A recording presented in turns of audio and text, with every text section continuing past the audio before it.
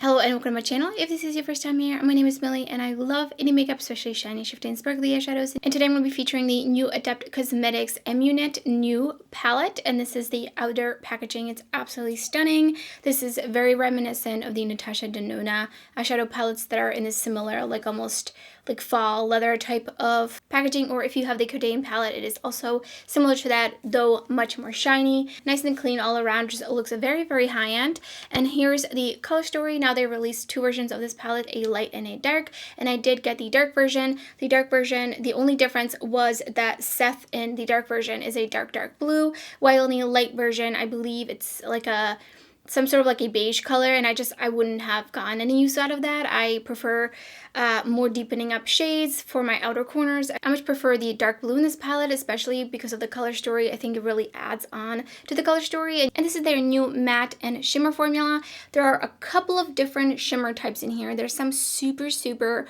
beautiful, silky, metallic multi-chromes. Then we have a more like almost chunkier type of shimmer shadow. And then Osiris is actually more of just like it's like a very thick type of just regular metallic. It does not have a shift. If I was to compare it to another metallic formula, I would say think of the Sydney Grace metallics. So it feels a bit similar to that. So I'm going to be creating through looks. I'm going to be showing you some swatch comparisons only of some of the multi-chrome shades in here. And then I'll give you some of my thoughts at the end of the video. First up is Anubis compared to Midnight Winter from Terra Moons. And you can see these are totally different.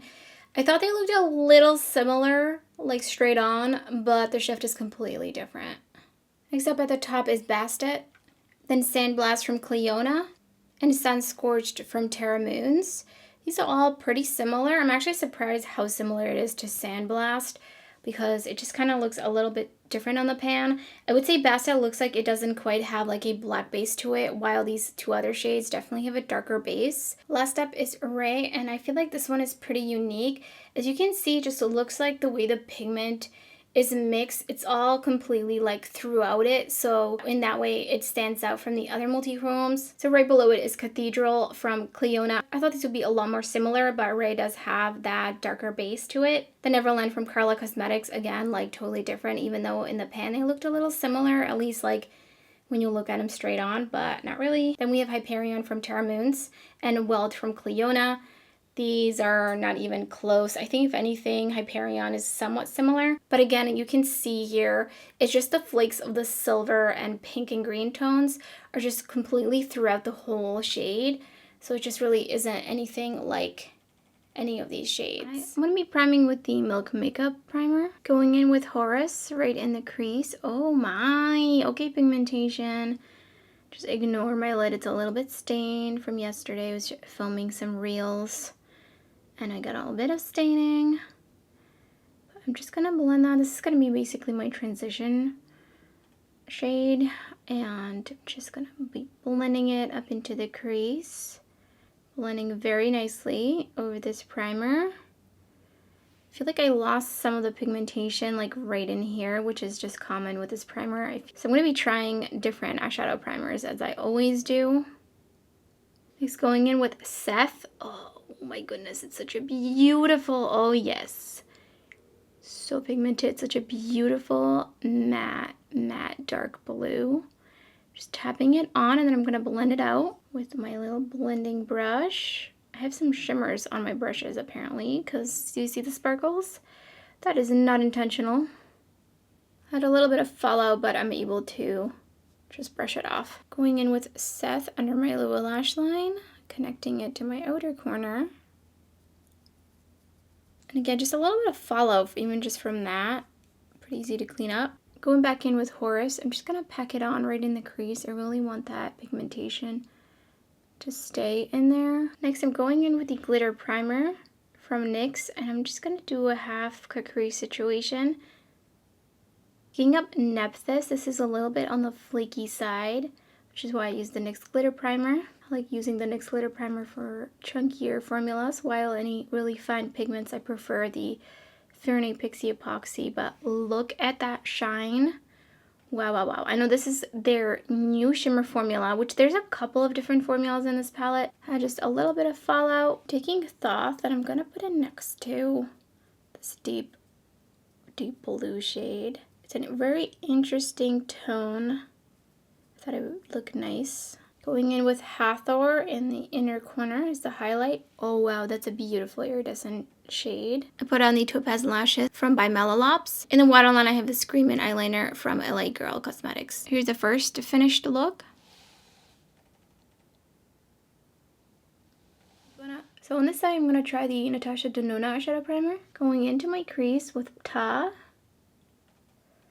I can already tell I prefer it on this base for sure, and mostly because I can't see my veins, which I prefer because I just feel like some shades can really look strange on top of different vein colors, you know?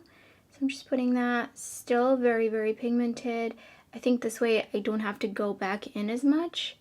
I'm going to go in just a little bit more, just because I always want the most opaqueness, if that's even a word. Going in with Imhotep on the outer corner. Tapping it on, I'm going to start blending it out. Blending it out with the Rephr 13 brush. So beautiful. Packing on just a little bit more. I'm going to slowly bring it out just a tad bit. Go back in with Imhotep and I'm going to just blend it under my lower lash line, but I'm only going to take it maybe like halfway. Go back in with Ta. I'm going to put it under my lower lash line. I'm going to prime with the Fernie Pixie Epoxy, pretty much just taking it all over the lid. I'm going to tap it out, including the edges, just to make sure that I don't get any harsh lines when I apply the shimmer. Picked up some Anubis, which is a very beautiful, smooth, metallic shade. Just gonna put it all over, everywhere where I placed the Fernie Pixie Epoxy. Oh, that goes so well with these tones. Oh my. I'm gonna take this blending brush and just lightly feather the edges of the shimmer. Kind of want it to meld together with the matte for this look. No half-cut crease situation here. Put on the Topaz Lashes from by Melolops. In the waterline, I have Plum from Beauty Creations. Here's a second finished look.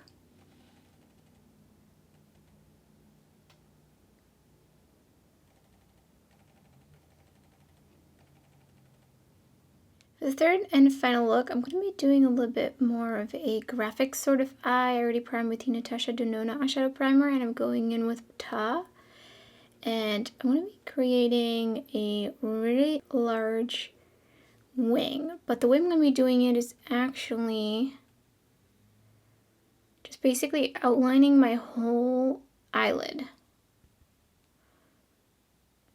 So I'm going to be going around making sure that I clear my hood, which I think I need to put it a little higher here. And we're going to clean up the inside, so it doesn't matter as much right now.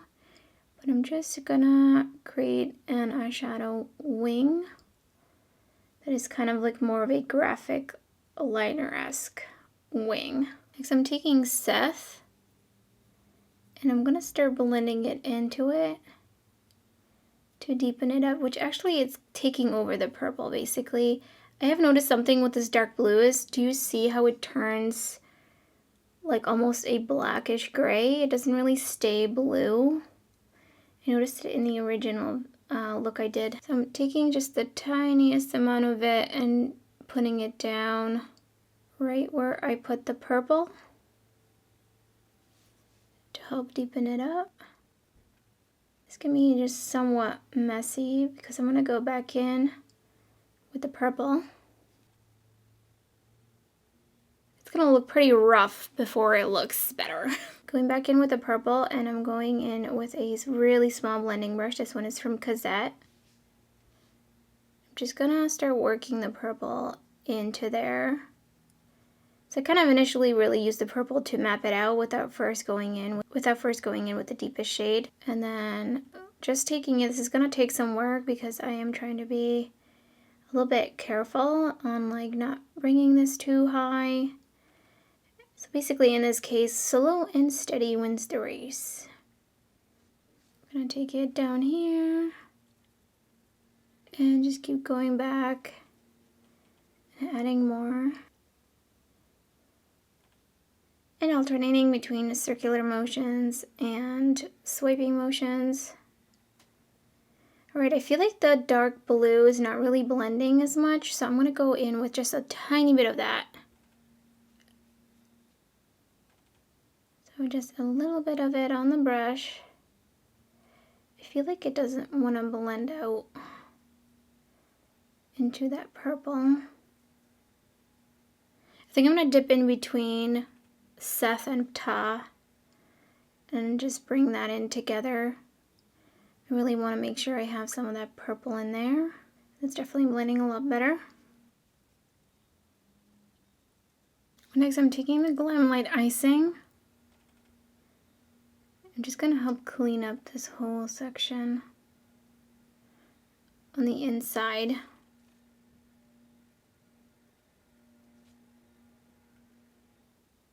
We're getting a little bit of mixing, but that's fine.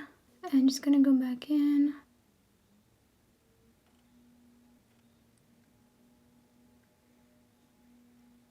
Next, I'm taking the Fahrenheit Pixie Epoxy. It's a nice doe foot applicator for precision. I'm just going to put it all with my lid. Picked up some Hathor, and it's going to go right against that line. Such a beautiful, shimmery, iridescent shade. Gonna fill in this wing. I just want to keep it on the outer edge of it though.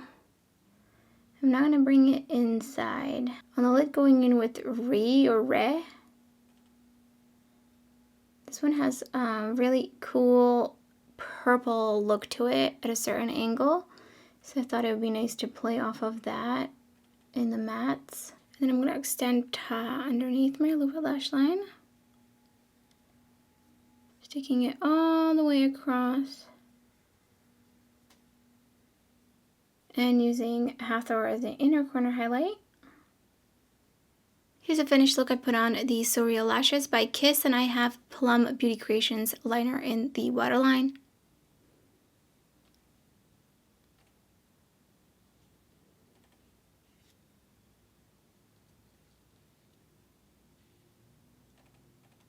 I do have some initial thoughts after doing the 3 looks, but I do wish I got to dip into some of these other metallic shades as well as just blending together some of the other mattes. The mattes feel much less hard pressed. As their previous mattes, they do have quite a bit of pickup because they're just so pigmented. And lightly pressed, they do feel like a thinner type of formula, which usually is not my favorite.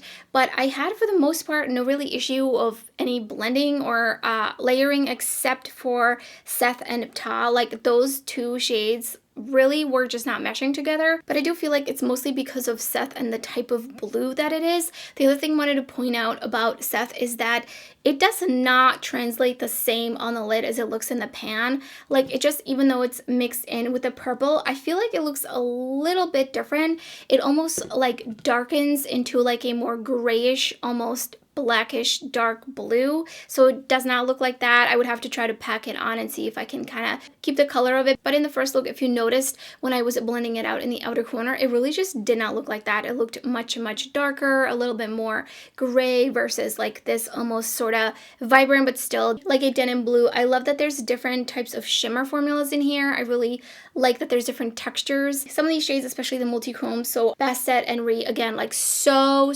beautiful, super metallic. I feel like you can get a really nice soft wash though. Like, I think you could go like full opacity with Bastet especially, but Red, I feel like it's not as like impactful of a multi-chrome. So while it does look darker in the pan and it looks a little bit darker on the lid, it doesn't have like a black multi-chrome like jewel type of look on the lid. That's what I have on the lid right now, and it like doesn't look that dark. Which I actually like, because I think that way you could probably throw like a matte in the crease and then put this all over the lid and you won't get any like, you know, you won't get a smoky eye out of it. I think that makes it a little bit more like everyday. Color story wise, I feel like it's really unique. I haven't really seen anything quite like this. I feel like the dark blue adds a lot more to the color story than the light version for sure, and I think I mentioned that in the beginning of the video. So definitely unique. I feel like Adept Cosmetics has been coming out with some pretty unique color stories in general in 2021 so far. So I'm really excited to see what they have in store for the future. So let me know in the comments below if you picked this palette up or you plan on picking it up. I would love to hear your thoughts down in the comments below. Also, let me know which look was your favorite, and if you enjoyed the video, don't forget to give it a thumbs up. And if you're new to my channel, I would love it if you subscribe. There's so much indie makeup content uploading my channel and much more to come. You don't want to miss out. So thank you so much for watching, and I hope to see you next time.